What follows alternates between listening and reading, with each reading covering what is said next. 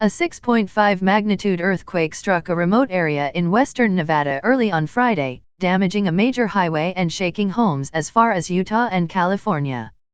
There were no reports of widespread damage in the sparsely populated area. But sections of Highway US 95, which runs north-south, were closed in Esmeralda and Mineral Counties because of damage, the Department of Transportation said. The quake was felt by some in Northern California and Salt Lake City, hundreds of miles from the epicenter. It struck about 35 miles outside the small town of Tonopah, which has a population of about 2,400, at about 4:30 a.m. local time, the U.S. Geological Survey said. Andria Williams, 66, the manager of the Jim Butler Inn Suites motel in Tonopah, was drinking her first cup of coffee of the day when she felt the earthquake. Her dogs went nuts, she said. Items fell off the kitchen counter. Hanging potted plants started swinging as the motion of the earth grew. It was a little rattle that kept getting bigger and stronger, she said when reached by telephone. These kinds of things 20 seconds can seem like 5 minutes.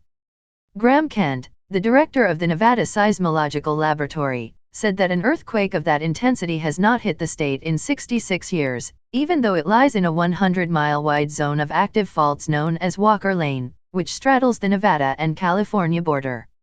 All of a sudden we have a big earthquake, Dr. Kent said on Friday. The most interesting piece of this puzzle is that in Nevada, we have not had an earthquake of this magnitude since 1954. Sooner or later Mother Nature is going to catch up. The last comparable earthquakes in Nevada took place in 1954, when there were a pair east of the city of Fallon that measured 7.1 and 6.8, he said. Friday's earthquake struck about 200 miles from Las Vegas.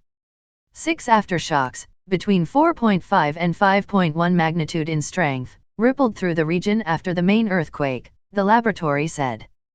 The USGS forecast a 4% chance of more aftershocks as large or larger than 6.5 magnitude in the region within the next week, said Paul S. Earle, a USGS seismologist. The U.S.G.SS preliminary measurements showed the earthquake was 1.7 miles deep. The estimate would be refined with further study of the event, Mr. Earle said in an interview. Dr. Kent said more extensive measurements have put it as deep as 3 miles. Light to moderate shaking was felt in larger cities in the state, including Reno and Las Vegas, as well as in Fresno and Sacramento in California. In Fresno, Lance Cardoza, a media consultant, posted a video of his lights swinging on social media. Mr. Cardoza, 48, said he was awakened by creaking noises and shaking in his 12th floor loft and his immediate thought was that someone had broken into his apartment. Then he saw his chandelier and television, both of them installed with chains, swinging. Because the building is so high, I felt it swaying and I felt a little dizzy, he said when reached by telephone. It lasted for about a good 30 seconds. Dr. Kent said that in the past 6 weeks there had been quite a number of earthquakes throughout the western U.S.